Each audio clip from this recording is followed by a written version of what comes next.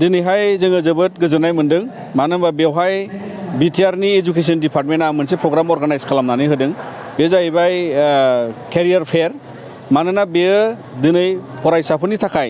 जोबोद गोनांथार बिनि थाखाय जोङो बेवहाय बाहागो लादों आरो जोङो बेजों लोगोसे जोंनि गुबुन गुबुन फरायसालिनि बर' मिडियाम एसामिस मिडियाम फरायसाफोरखौ बेवहाय जोङो लाबोनानै बाहागो लानो थाखाय बिथांमोनखौ खावलायनानै दिनै बाहाय सफैदों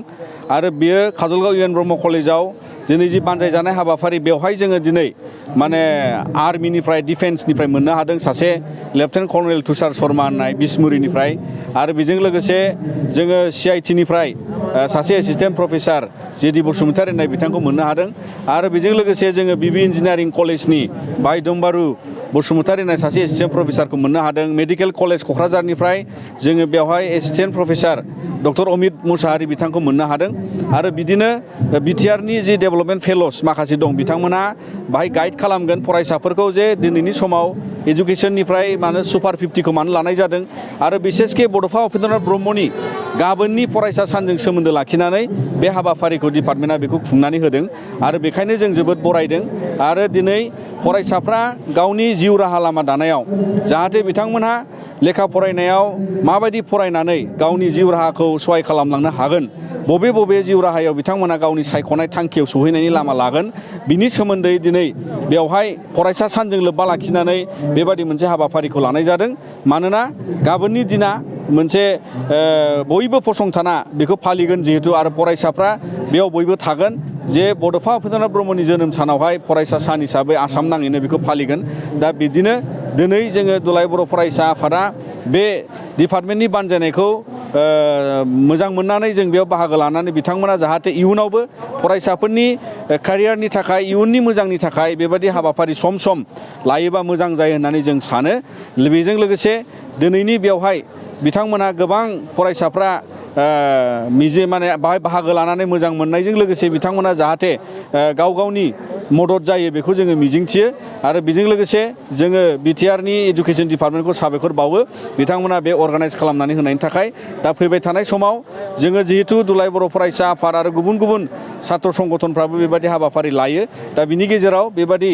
खनसेनो बुरजा फरायसाफ्रा फैनो हानायाव जोङो जोबोद मोजां मोनदों नुनानै आरो बेजोंनो जाहाथे इयुनावबो बेबायदि फरायसाफ्रा गुन गोनां सोलोंथाइ लानायाव दावगालांनो हायो बे मिजिंखौ जोङो लाखियो दिनैनि बे हाबाफारियाव बेसेबां थाखोनिफ्राय बेसेबां थाखोसिम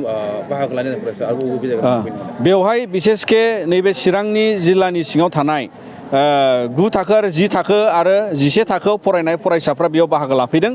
मानोना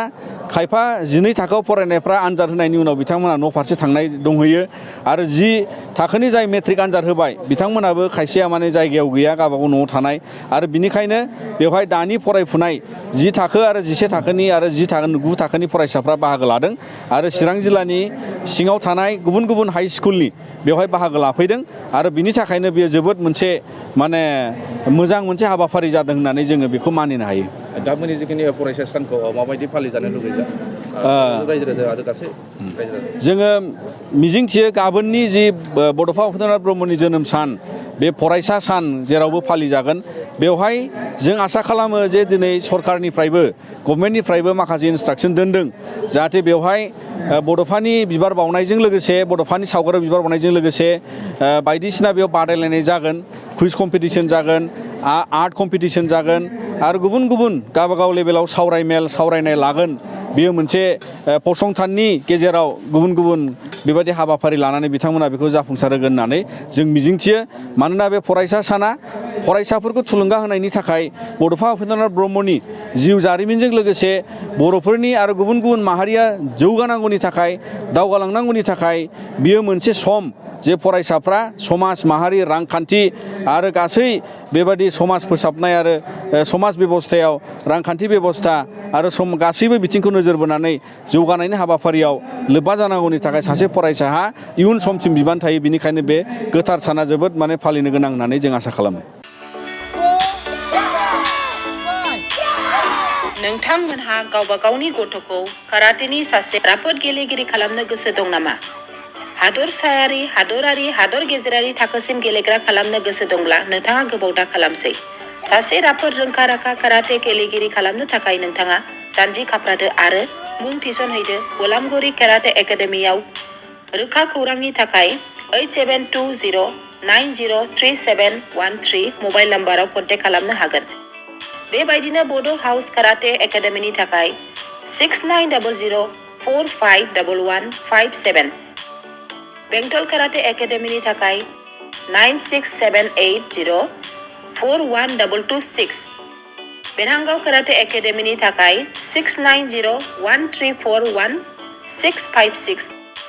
आरो धालिगाव काराटे एकाडेमियाव मुं थिसननायनि थाखाय 8720903713 मबाइल नाम्बाराव खौरां लानो हागोन। मख'जाथावदि बे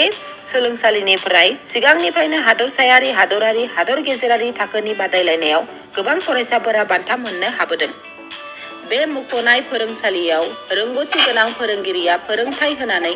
नोंथांनि गथ'खौ सासे राफोद काराटे गेलेगिरि सोरजिनायाव मदद आरो जाफुंसार खालामगोन। अब्ला मानोथो गोबाव खालामनो? थाबैनो नोंथांमोनहाबो नोंथांनि गथ'खौ मुं थिसनहैदो।